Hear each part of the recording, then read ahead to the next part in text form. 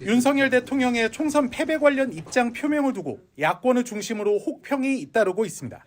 조국혁신당 조국 대표는 오늘 김어준의 겸손은 힘들다 뉴스공장에 출연해 어떻게 사과나 반성이라는 표현이 전혀 없냐며 대통령이 아직도 문제의 본질을 모르고 있다고 비판했습니다. 저는 아직도 문제의 핵심을 모르고 있다. 이 총선 참패 후에도 모든 문제의 근원이 대통령 자신임을 인식 못하고 있는 거고 stupid, it's you인 거예요. 그거를 지금 모르고 그것을 참모들이 얘기를 안 한 겁니다. 당신이 문제입니다. 말하다간 잘리니까. 조 대표는 그러면서 결정적인 사건 두세 개가 더 발생할 것이라 생각하고 그랬을 때 윤 대통령이 무참한 방식으로 사과하는 순간이 올 것이라고 주장했습니다. 이번 총선에서 더불어민주당 하남갑 후보로 당선된 추미애 전 법무장관도 SBS 라디오에서 국민이 문제지 자기는 잘못한 게 없다는 제왕적 사고를 보였다고 평가했습니다. 또 윤 대통령이 비공개 회의에서 사과 발언을 한 것을 두고도 모양 빠지는 일이라며 이같이 비판했습니다. 그거는 그때 전두환 대통령을 칭송한 후에 그 개사과 사진을 올려서 국민들로부터 맹비난을 받았는데 그거를 연상시킬 만큼 모양이 빠지는 거죠. 대통령이 얼마든지 할 수 있는 진정한 사과가 있단 말이에요. 예. 그런데 사과를 해야 된다는 것도 놓쳤고. 민주당 이재명 대표는 최고위원 회의에서 어제 대통령 말씀을 들은 다음부터 갑자기 또 가슴이 확 막히고 답답해졌다며 안전벨트를 준비해야 될 상황이 맞는 것 같다고 말했습니다. 여권 내에서도 형식과 내용상으로 아쉽다는 반응이 적지 않았습니다.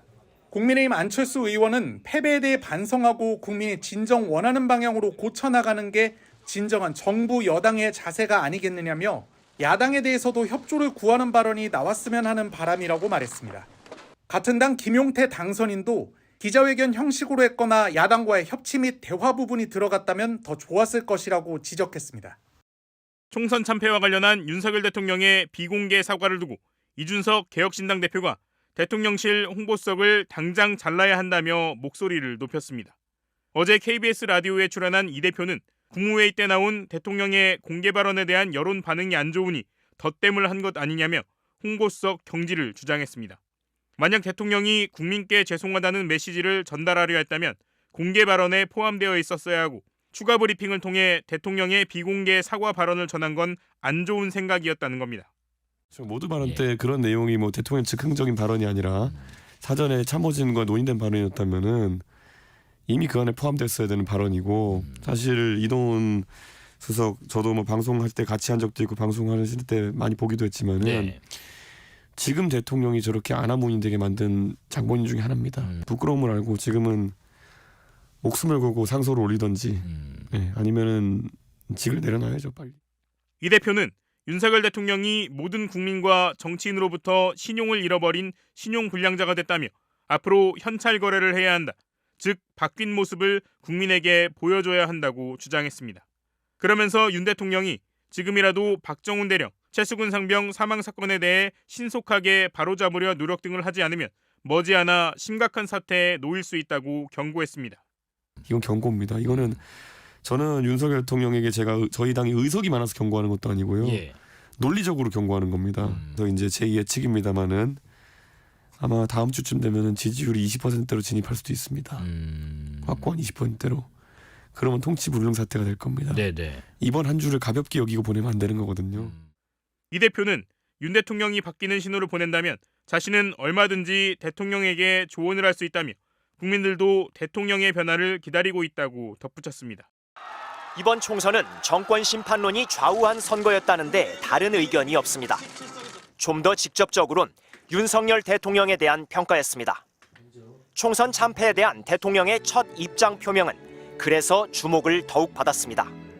하지만 최상병 사건 외압 의혹 당사자인 이종섭 전 국방장관의 호주 대사 임명, 황상무 전 대통령실 시민사회 수석의 언론인 협박 발언, 김건희 여사의 명품 가방 수수 의혹과 줄줄이 이어지는 대통령의 거부권 행사 등 대통령 자신은 물론 대통령실과 연관된 사건에 대한 입장 표명은 없었고 당연히 책임에 대한 언급도 없었습니다. 전반기 국정 운영에 대해 냉혹한 평가를 받은 대통령은 남은 임기 국정 운영을 위해선 대통령 본인이 원하느냐 여부를 떠나 거대 야당과의 협치가 필수적입니다. 하지만 이에 대한 본인의 다짐이나 의지에 대한 약속은 없었습니다. 정부에 대한 주문처럼 거리감을 둔 발언이 전부였습니다. 정부가 할 수 있는 일에 책임을 다하면서 국회와도 긴밀하게 더욱 협력해야 할 것입니다. 야당 대표와 만날 계획이 있느냐는 질문에 대해 대통령실 관계자는 국민을 위해서라면 못할 게 뭐 있냐는 말 안에 다 포함이 돼 있다고 했습니다. 대통령의 말이 이미 한계를 보여줬는데 대통령실 관계자가 나중에 다시 에둘러 가능성을 넓혀서 부연해 설명하는 일이 반복되고 있습니다. 지난 2022년 8월 취임 100일 기자회견 이후 기자들의 질문을 받지 않고 있는 윤 대통령은 지난해 11월 부산 엑스포 유치 실패 후엔 예정에 없던 대국민 담화를 통해 처음으로 사과했습니다. 총선을 5달 앞두고였습니다.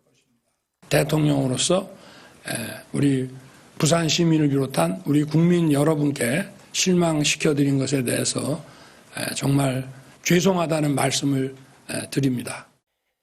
기자회견도 대국민 담화도 아닌 오늘 10여 분간의 짧은 입장 표명 형식은 이번 총선을 통해 드러난 민심에 대한 대통령의 인식을 보이는 것 같아 우려스럽습니다.